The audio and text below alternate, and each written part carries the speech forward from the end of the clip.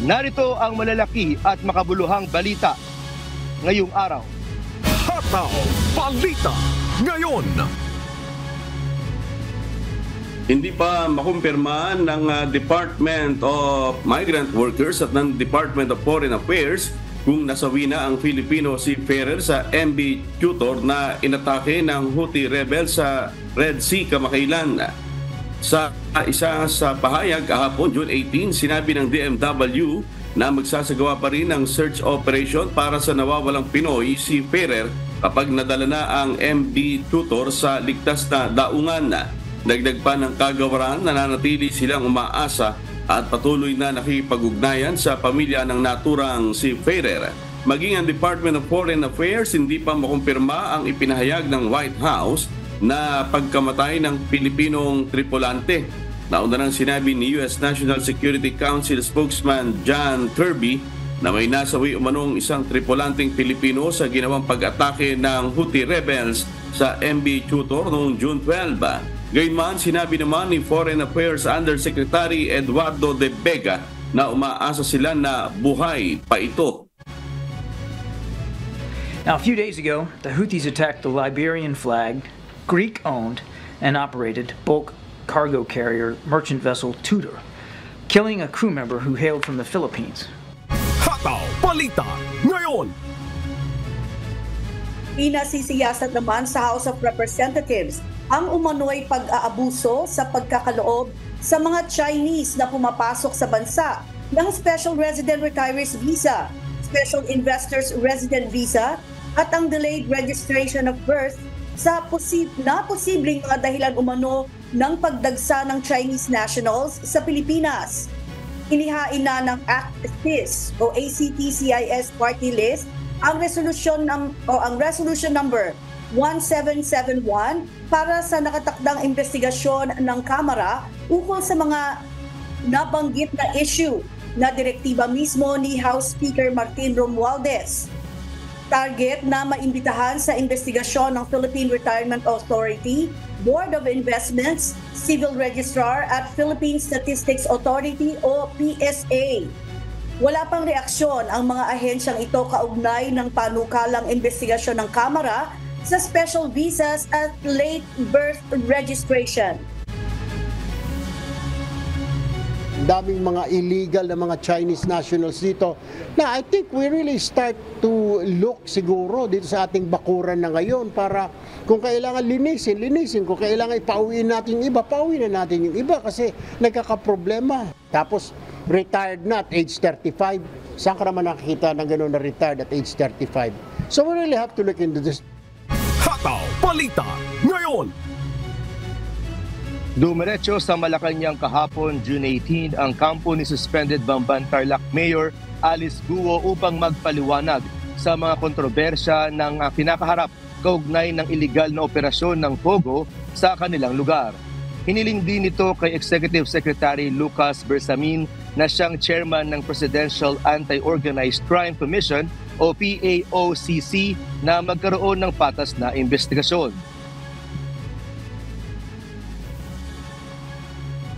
Wala umanong basihan ayon kay Mayor Guo o walang basihan ang paratang laban sa kanya sa umano'y pagkakasangkot sa money laundering, human trafficking, kidnapping at iba pang krimen na may kaugnay sa Pogo operations sa Bamban.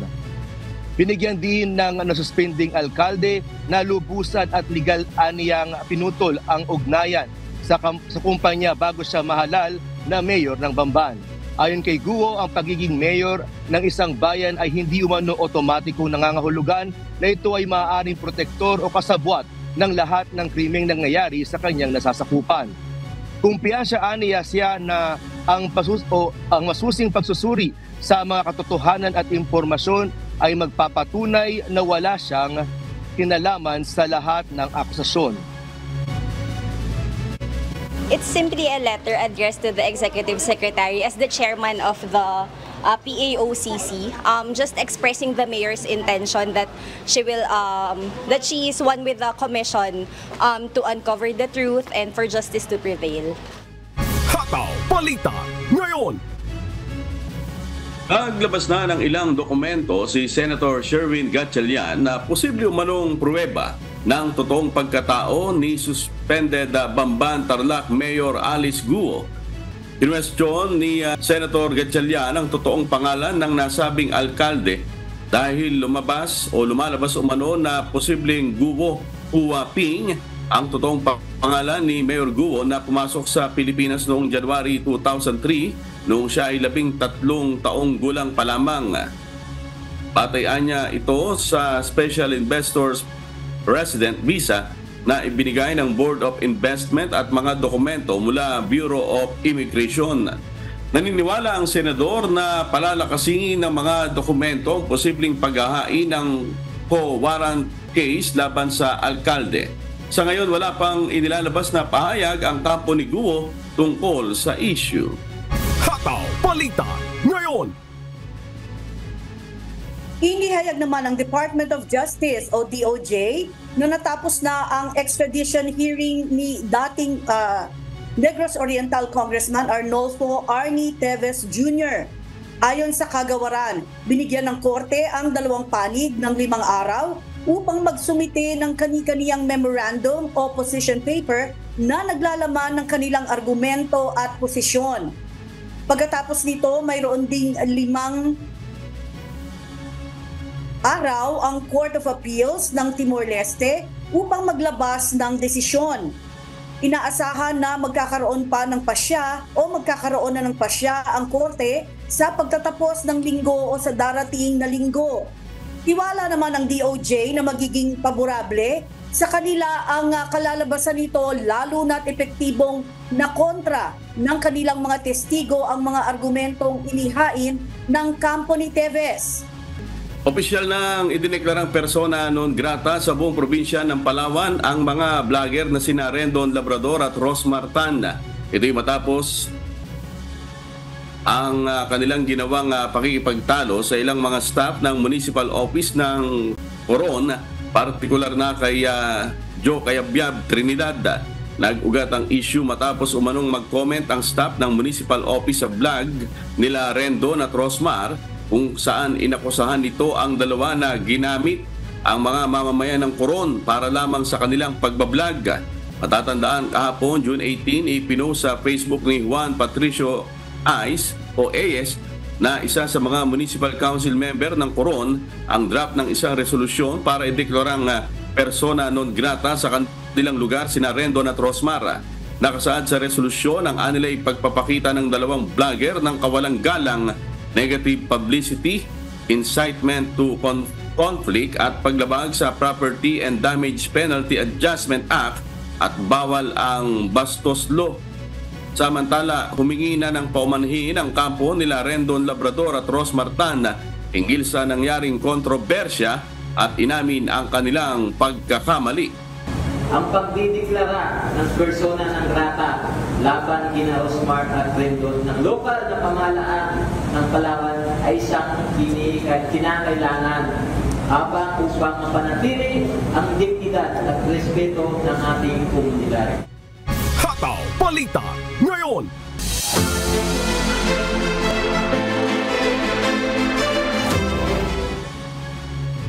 Ipatutupad na rin ng Davao City Police Office ang programa ng Philippine National Police na 3-minute response time.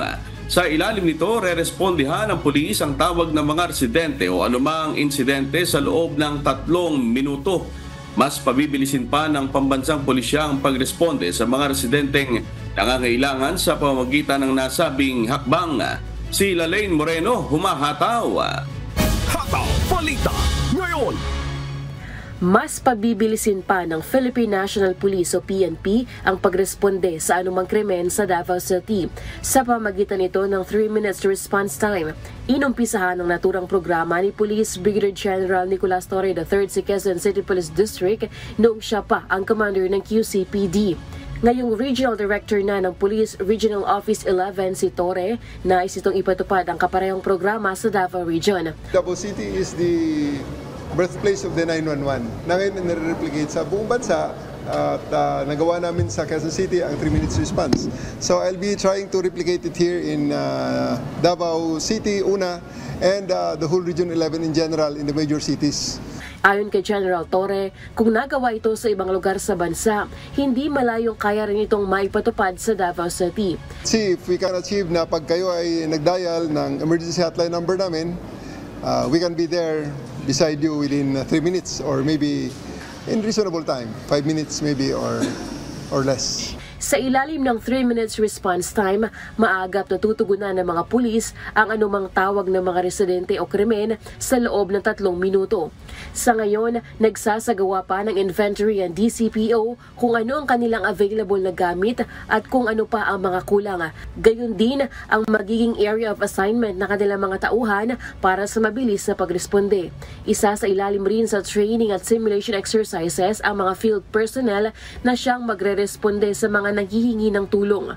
Ina-assist yung per station natin, kung ilan yung mobile patrol cars, and then yung mga radios, kung sino yung may mga body-worn cameras. So, may tayo ma'am na i-study yung regional director natin kung makuha ba ng isang station or ng Davao City Police Office itong 3 minutes response time. Paiiksiin rin sa 8 oras kada araw ang duty ng mga field personnel, lalo na ang mga force operatives at mobile patrols. Ito ay upang magkaroon sila ng sapat na pahinga at makapagbigay ng mas dekalidad na serbisyo sa taong bayan. Nananawagan naman ang Davao City Police sa mga Davaoenyo na mag-report sa PNP kung kailangan nila ng tulong ng pulis. Kung may mga insidente na nangyayari sa kanila, or sila mismo, or may nalalaman sila, mag-report ka agad sa ating kapulisan, ma'am. Hindi lang pagpo-post sa social media kasi hindi namin yan ma-actionan. Samantala, magpapatuloy naman ang kampanya ng Davao City Police sa laban kontra iligal na droga. Sa kabila ito ng pagkakatanggal sa pwesto ng 35 pulis dahil sa umano'y pagkakasangkot sa napatay na ilang drug personalities sa lungsod. Lelaine Moreno, humahataw sa Balita Ngayon. Hataw Balita Ngayon. Mas pararamihin at palalawakin pa ng Department of Agriculture o DA Bicol ang Farm to Market Road na magsisilbing pagpapaunlad sa agrikultura sa rehiyon. Si Jerry Galicia, humahataw! Hataw Balita Ngayon. Sa taya ng Department of Agriculture o DA Bicol, isa ang Bicolandia sa 3 rehiyon sa bansa na magkakaroon ng pinakamarami at pinakamalaking itatayo na farm-to-market road sa bansa. Kabilang sa proyekto na farm-to-market road ang mga rehiyon ng Ilocos at Western Visayas. Bahagi ito ng pagkapalakas sa larangan ng agrikultura sa bansa sa ilalim na administrasyon ni Pangulong Ferdinand Marcos Jr. Ayon kay Department of Agriculture Regional Executive Director Rodel Tornilla, malaki ang papel ng farm-to-market road sa industriya ng agrikultura na may nilaan na 1.1 bilyong pisong pondo noong taong 2023. Ang 82 na farm-to-market road project ay may tinatayang 77.6 kilometers na haba. Naglaan naman ng 6.1 bilyong pisong pondo ang DA para sa farm-to-market road sa Bicol ngayong taon. Ang paglalagay ng mga kalsada gaya ng farm-to-market road ay tinuturing na pundasyon ng industriya na nagbibigay daan para maiparating sa malawak na merkado ang mga produktong agrikultura. Nasa 50% naman ang pinakamaraming pinapagawang farm-to-market road sa lalawigan ng Camarines Sur sa kabuang agricultural area. Tiniyak naman ng DA Bicol na lahat ng lalawigan sa rehiyon ay magkakaroon ng farm-to-market road project. Jerry Galicia, humahataw sa Balita Ngayon.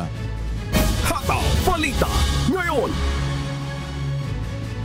Maaari nang magkaroon ng tirahan ang nasa mahigit 1,000 pamilya sa 13 Martires City, Cavite sa itinatayong 5 palapag na gusali na bahagi ng murang pabahay ng pamahalaan. Sa naturang proyekto, maaari itong hulugan ng isang Pag-ibig member sa loob ng 30 taon. Si Benedict Samson, humahataw! Hataw Balita Ngayon. Nasa 2.3 hectares ng lupa sa Barangay Inocencio, 13 Martires City, Cavite ang hinilaan ng lokal na pamahalaan upang pagtayuan ng murang pabahay para sa ating mga kababayan. Nitong Martes, June 18, isinagawa ang groundbreaking ceremony para sa itatayong 85 palapag na gusali na magsisilbing pabahay sa ating mga kababayan. Bawat kwarto na naturang gusali ay merong nasa 25 square meter na espasyo na kaya mapagsilbihan ng nasa 1,298 na pamilya. To the target beneficiaries present this morning, we look forward for you to take advantage of the opportunity to own a home under the 4PH program through the Pag-ibig Housing Loan and User Financing. Ayon naman sa lokal na pamahalaan ng Trece Martires City, malaking tulong ang naturang pabahay lalo na sa mga residente na nakatira sa mga disaster-prone area. Ang proyektong pabahay para sa mga homeless Treseños. Ang mabigyan sila ng maayos na tirahan at mahango sila sa mga delikadong lugar, tulad ng mga nasa tabing ilog para sa kanilang kaligtasan.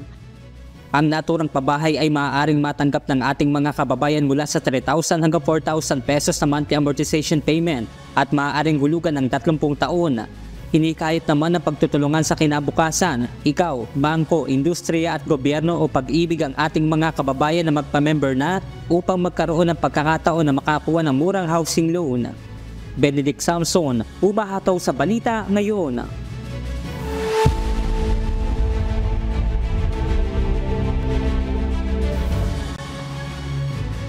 Itinakda na ang hearing para kay Wall Street Journal reporter Evan Gershkovich.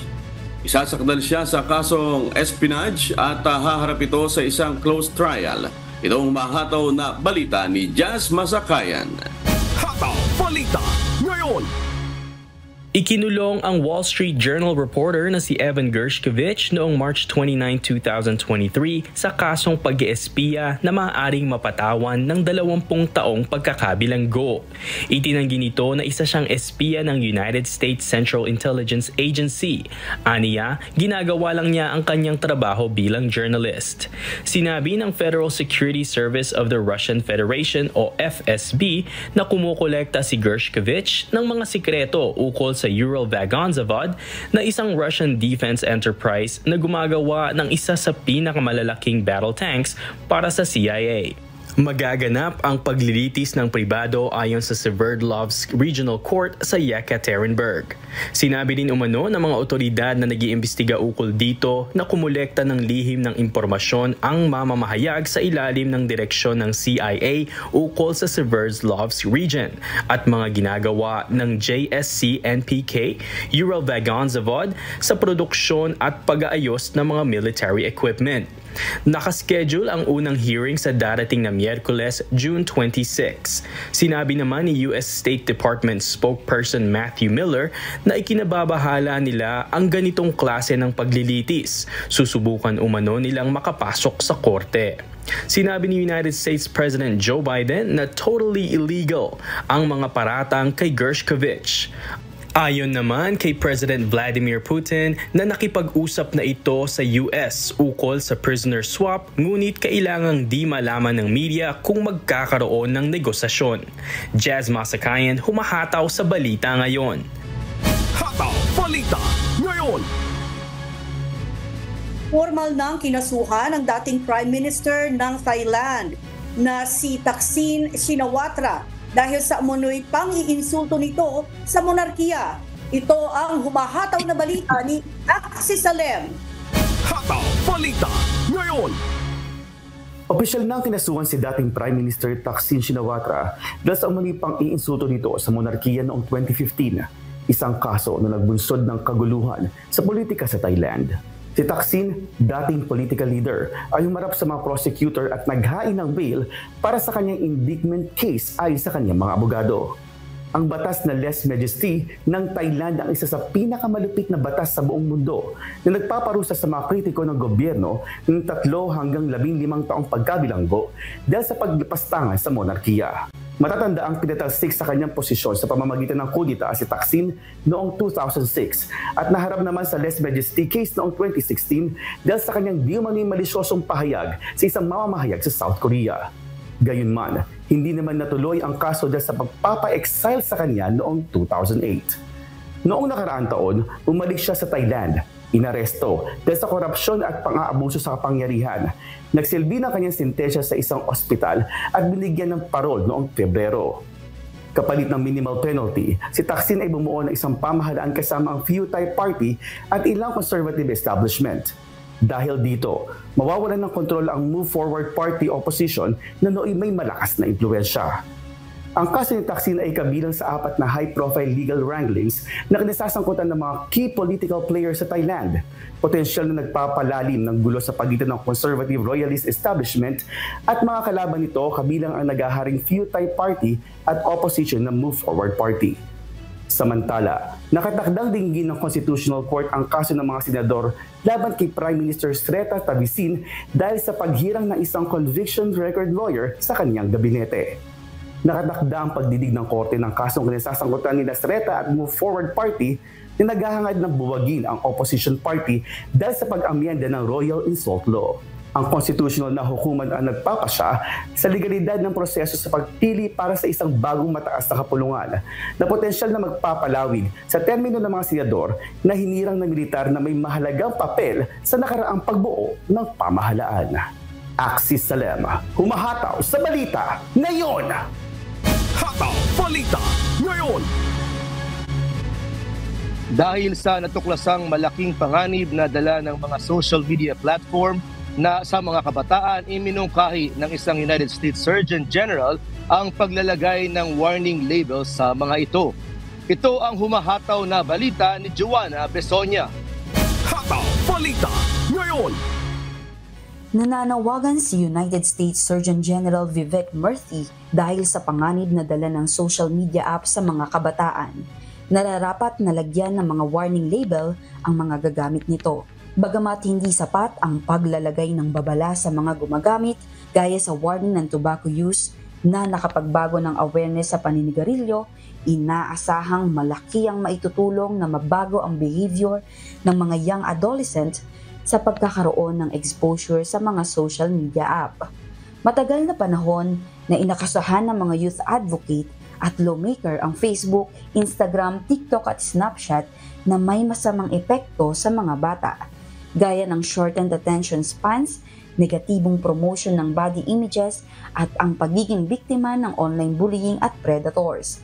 Bukod dito, ang exposure sa mga ito ay may dalang panganib at may kinalaman sa anxiety, depression at iba pang mental illnesses ng mga kabataan. Noong Marso, pumirma ng batas si Florida Governor Ron DeSantis kung saan ipinagbawal ang mga may edad 13 pababa sa paggamit ng social media platforms. Samantalang ang 14 hanggang 15 taong gulang ay kailangan ng consent mula sa kanilang mga magulang. Sa kasalukuyan, kinakailangan na mag-pass ng legislation muna ang US Congress upang maipatupad ang warning label. Joanna Besonia, humahataw sa balita ngayon. Hataw Balita Ngayon! Mararanasan ng Midwest at Northeast ang pinakamainit na panahon sa loob ng maraming taon. Batay sa taya ng mga eksperto, inaasahan na lalapit sa 100 degrees Fahrenheit ang temperatura. Ito ang humahataw na balita ni Abby Valdez. Hataw Balita Ngayon! Magsisimula pa lang ang opisyal na summer sa Estados Unidos sa June 20th at inaasahang aakyat ng temperatura sa pinakamataas na marka sa mga nagdaang taon sa buong Midwest at Northeast na posibleng mananatili ng ilang araw. Nagbabala ang AccuWeather na ang unang heatwave ng season ay maglalagay sa milyong individual sa ilalim ng 90-degree Fahrenheit na temperatura na naging dahil ng pag-issue ng heat alerts na umaabot mula Iowa at Illinois hanggang Maine. Maaaring hamunin ng init ang mga daily record high na naitala noong 1920s at 1930s sa mga major metro areas gaya ng Chicago, Detroit, Pittsburgh, Washington D.C., Baltimore at Philadelphia.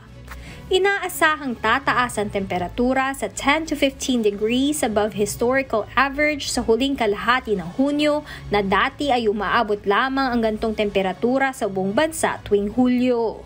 muling nagpapaalala ang mga otoridad sa mga residente at mga bibisita sa Midwest at Northeast na gawin ang lahat ng pag-iingat upang malimitahan ang panganib sa mga sakit na nauugnay sa init. Abby Valdez, humahataw sa Balita Ngayon.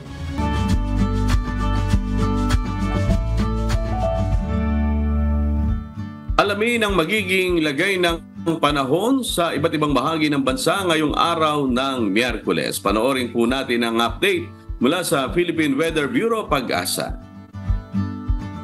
Itong southwest monsoon ay kasalukuyan na apektuhan ang kanlurang bahagi ng Southern Luzon hanggang sa Mindanao. Bukas at sa araw ng Biyernes, patuloy pa rin ang epekto ng southwest monsoon sa kanlurang bahagi ng Southern Luzon hanggang sa Mindanao. Kaya sa araw ng Huwebes o bukas, magiging maulap ang kalangitan na may kasamang mga kalat-kalat na pag-ulan at thunderstorm sa lalawigan po sa Palawan, kasama rin po ang Mindoro Provinces, Western Visayas at sa buong Mindanao. Sa araw ng Biyernes, magpapatuloy po ang maulap na kalangitan na may kasamang kalat-kalat na pag-ulan at thunderstorm sa Palawan, Mindoro Provinces, Western Visayas. Asahan din ang mga kalat-kalat na pag-ulan at thunderstorm sa araw ng Biyernes sa Zamboanga Peninsula, at ganoon din po sa Soc-Sargent at Barm. Sa loob po ng 3 araw, sa nakita namin, wala po tayong inaasang mabubuong bagyo o low pressure area na maaaring makapekto sa ating bansa. Sunrise po mamaya pong 5:28 ng umaga.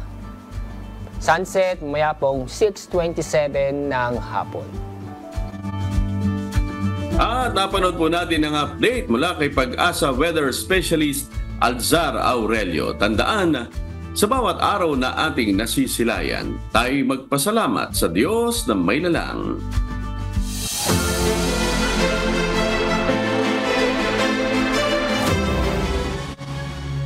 Dumagsa naman kahapon sa Aroroy, Masbate ang mga estudyante sa kolehiyo at mga magulang nito upang kumuha ng tulong pinansyal sa ilalim ng Special Program Education ng lokal na pamahalaan. Ayon sa mga estudyante, malaking tulong sa kanilang pag-aaral ang financial assistance na natanggap nila. Si Jerry Galicia, humahataw! Hataw Balita Ngayon! Mahigit 2,000 estudyante at mga magulang ang tumanggap kahapon, June 18, ng ayuda para makapagpatuloy sa pag-aaral sa kolehiyo sa bayan ng Aroroy, Masbate. Mula pa sa iba't ibang kolehiyo ang mga estudyante na residente ng munisipyo. Nasa 3,000 piso ang matatanggap ng bawat mag-aaral na tulong sa kanilang pag-aaral sa kolehiyo. Kailangan magpakita ng identification card o ID at issued na sedula o residence certificate ang isang estudyante na gustong makakuha ng financial assistance sa nasabing bayan. Kung wala pang sedula ang isang mag-aaral, kailangan lang niya kumuha ng clearance sa lokal na pamahalaan ng Aroroy. Kung hindi naman makapupunta ang isang mag-aaral, maaaring ang magulang or guardian nito ang kumuha ng ayuda. Kailangan lang na dalhin nito ang ID ng mag-aaral, kalakip ang authorization letter. Gaya na lamang na magulang ng isang third-year college na si Aling Edna Rabosa na maaga pa lamang ay pumila para makakuha ng tulong pinansyala. Salamat po kaya nakatulong sa pagpaaral ng anak ko. Makakadagdag na po yun kapag ng panggasto. Para makapag-apply ng educational assistance, kailangan magpasa ng barangay indigency at certification mula sa eskwelahan na pinapasukan. Hindi naman hadlang sa pag-aaral ni Joma Bagalisan ang dalawa niyang anak na pagkakasya niya ang oras sa kolehiyo at pag-aasikaso sa kanyang pamilya. Siyempre po, para rin makaraos rin po sa mga gastusin, para gumaan din po, hindi lahat ng gastos parang, kumbaga sana parang pinapagaan po niya ang mga gastusin namin na maiahaw namin pamilya namin sa pag-aaral. Pinakamarami ang mga estudyante mula sa The Best MCAT College na umaabot sa mahigit 800 beneficiary. Taong 2023, naglaan ng 5.5 milyong pisong pondo ang Aroroy LGU para sa educational financial assistance. Dedikasyon ko na, pinagatuon ako ang tunay na kayamanan sa isang na tao, dili ang kwarta, kundi ang iya na himuan, hindi sa mundo. Mas malaki ngayong taong 2024 ang naipamahagi kung saan umabot na sa 6.5 milyong pisong pondo ang alokasyon para sa tulong sa mga estudyante. Jerry Galicia, humahataw sa Balita Ngayon. Hataw Balita Ngayon. Naglungsad ang pamahalaan ng isang programa na nagbibigay ng libreng pagpapaaral para sa mga kabataan na nais kumuha ng agrikultura bilang kanilang kurso. Ito ang uutoy upang matugunan ang pangangailangan para sa mas batang henerasyon ng mga magsasaka. Si Lynette Bahe, humahataw. Hataw Balita Ngayon. Sa kampanya ng Department of Agriculture, inaanyayahan ng mga kabataan na mag-aral ng kursong agrikultura. Ayon kay D.A. Calabarzon, Regional Executive Director Fidel Libao, mayroong libreng pagpapaaral sa mga state university at colleges sa mga nais kumuha ng naturang kurso. Lahat ng state universities and colleges, libre ang agriculture, basta iyon ang course na, and may additional allowance pa na nanggagaling sa mga mayors kung basta mag-aralan ng agriculture. Dagdag na hakbang ito ng pamahalaan upang mas maraming kabataan na ang magkaroon ng interes na pumasok at gumaling sa larangan ng agrikultura. Inilunsad din ng ahensya ang programa na Youth Challenge sa pamamagitan ng Agribusiness and Marketing Assistance Division o AMAD. Nagbibigay ito ng pagkakataon sa mga kabataang innovator na ipakita ang kanilang mga talento at imbensyon kaugnay ng agrikultura at agri-processing. Lynette Bahe, humahataw sa Balita Ngayon. Hataw Balita Ngayon. Isinusulong ng Department of Labor and Employment o DOLE, Department of Information and Communications Technology o DICT, at ng pribadong institusyon na Boss Job ang isang job hiring app na makatutulong sa mga job seeker na makahanap ng trabaho sa isla ng Masbate. Si Jerry Galicia, humahataw.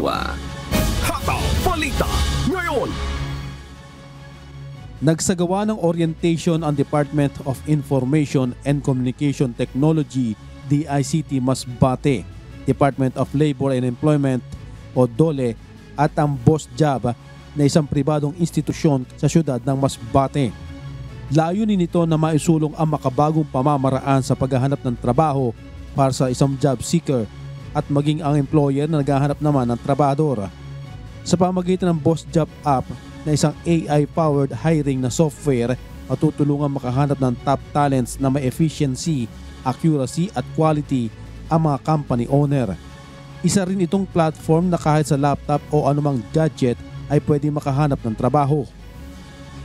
Yes, but especially for the Masbateños, we're giving the premium account for free.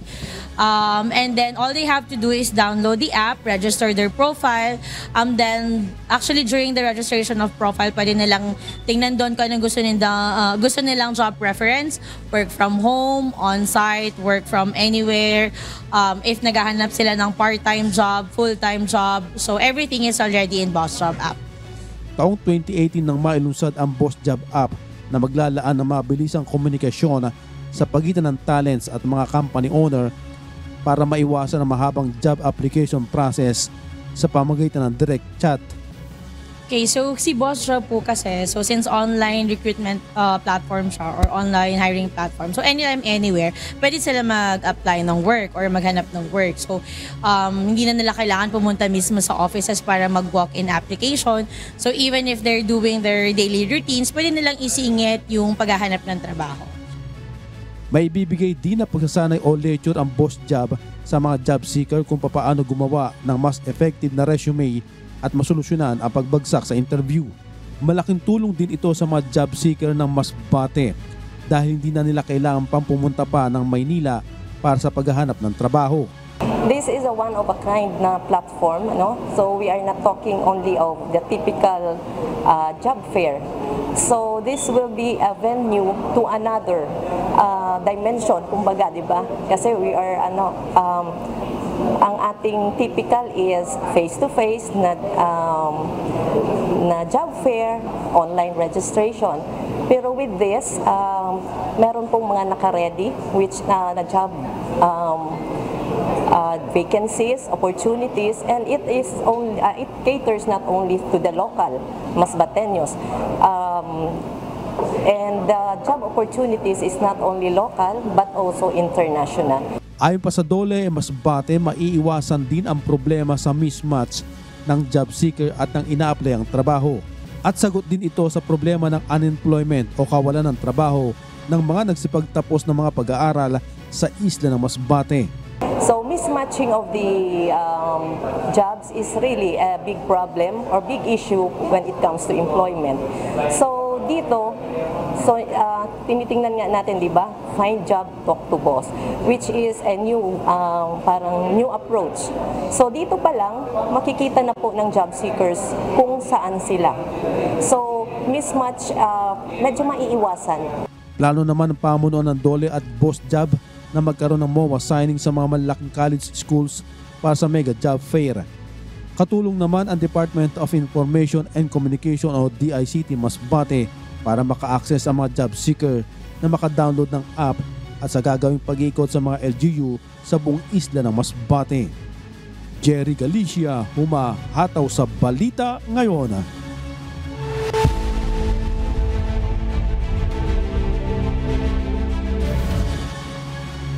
Inanunsyo ng Canadian Prime Minister sa pagtatapos ng G7 Summit sa Italy ang patuloy na pagsuporta ng Canada sa Ukraine sa gitna ng digmaan.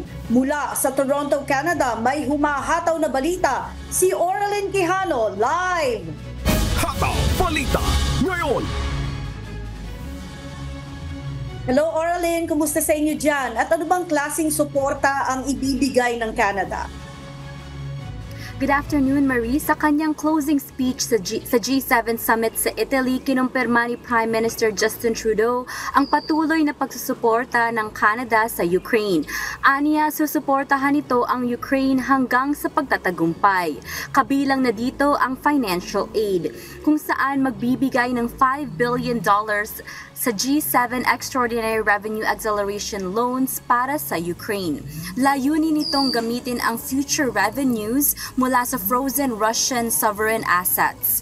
Inaasahan na ang Canada ang susunod na mag-host ng G7 Summit at gaganapin ito sa probinsya ng Alberta. Balik sa'yo, Marie. Oo, Oralyn, alam natin na from the beginning talaga, suportado na ng Canada ang nangyayari sa Ukraine. So magkano na ba ang kabuuang naitulong ng Canada sa ngayon? Marie, approximately $7.4 billion in financial support ang naibigay na ng Canada. Kabilang na dito yung military support as well as aid para sa humanitarian situation sa Ukraine. Marie? Ayun naman pala, malaki-laki na, and I'm sure talagang appreciated naman yan ng bansang Ukraine and its citizen. Salamat, Oralyn Quijano mula sa Toronto, Canada. Hataw Balita Ngayon.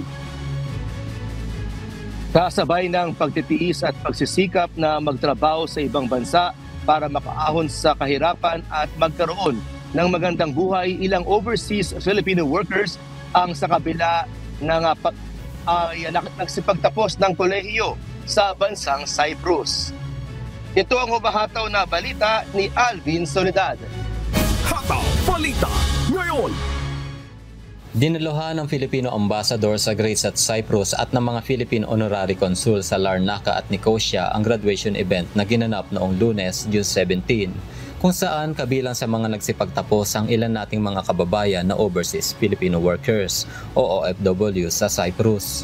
Nagmarka ang seremonyang ito ng kauna-unahang batch ng mga OFW na nagtapos ng Bachelor of Arts in Hotel Administration, ang unang pangkat ng mga Pilipino na nagtapos sa Cruise Ship Hospitality Operations Program, at ang mga nagtapos mula sa Casa High School at mga caregiver.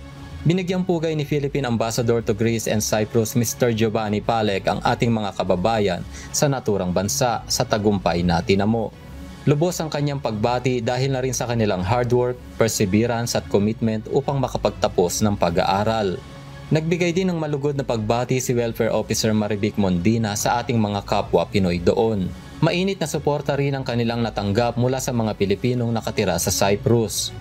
Araw-araw marami sa ating mga kababayan ang naglalakas loob na magtrabaho sa ibang bansa upang suportahan ang kanilang pamilya at abutin ang kanilang mga pangarap sa buhay. Ngunit hindi lamang ito ang nais nilang gawin. Sa kabila ng mahalagang responsibilidad sa trabaho, ang ilan sa kanila ay nagpursigi na makapag-aral din upang mapalawak ang kanilang kaalaman at kasanayan. Isa na riyan ang kababayan natin na si Michelle Llorca na nagtapos ng kursong Bachelor of Arts in Hotel Administration. Taong 2014 nang dumating sa Cyprus si Michelle upang magtrabaho doon bilang domestic helper. Ayon sa kanya, naghanap talaga ito ng eskwelahan doon para ituloy pa rin ang kanyang pag-aaral. Dahil katulad ng mga kapwa OFW, halos resibo lang din ang natitira sa kanyang kita at naiuwi sa kanyang mga mahal sa buhay. Isa lamang ito sa mga kwento ng ating magigiting na OFW na matiyagang pinagsasabay ang pag-aaral at pagtatrabaho para sa magandang kinabukasan. Patunay ang kanilang istorya ng kanilang determinasyon na hindi lang maging isang magaling na manggagawa, kundi pati na rin ang maging maalam at handa sa anumang pagbabago. Tunay na halimbawa sila ng sipag at tiyaga na nagmumula sa pusong puno ng pagmamahal sa pamilya at bayan. Alvin Soledad, humahataw sa balita ngayon. Hataw Balita Ngayon. At sa atin namang mabilis na shoutout. Nandito sa amin ngayon si Benedict Samson at si Maning Laipa. Ayan. Sani, ikaw naman, baka marami ka. Shoutout lang tayo rito sa area naman ng East Coast, amigo at Marie dyan sa New York. Kila Luisa, Sis Luisa, kila Bradal, Tita Isa at sa mga kasama sa New York. Kaya salamat sa Diyos sa pagkasaludar at ganoon din sa mga kasama natin dito sa North Jersey, sa Fernandez family, kila Ricky at kila Norly. Ayan, at dito naman sa South Jersey, kila Sis Jo, Brad Aris, kay JJ at kay Eunice. At sa mga kapatid natin dito sa South Jersey. Salamat sa Diyos sa pagkasaludar. Yan, Marie, go ahead. Ayan, Sani, back sa East Coast ka, ha? At kumusta sa mga kasama mo dyan, amigo? At syempre, dito naman sa atin ay kinukumusta nating lahat at sinashoutout ang mga kababayan natin sa Texas, USA, partikular na sa Austin, Killeen, and San Antonio. At gayon din syempre kay Sis Araceli Grajeda. At ganun din ang sa aking mi amor, gusto ko yata ng adobo for dinner. Yan, amigo. Masarap yan. Adobo. Siyempre, shoutout din sa ating mga taga-subaybay sa buong Pilipinas at sa iba't ibang panig ng mundo. Ganon din sa mga tagapakinig ng Hataw Balita ngayon sa Radyo La Verdad 1350. At sa aming ibabahaging mga salita ng Diyos na ating sandigan mula sa unang Juan Kapitulo 5, talatang 18. Nalalaman natin na ang sino mang ipinanganak ng Diyos ay hindi nagkakasala. Datapwat ang ipinanganak ng Diyos ay nag-iingat sa kanyang sarili at hindi siya ginagalaw ng masama.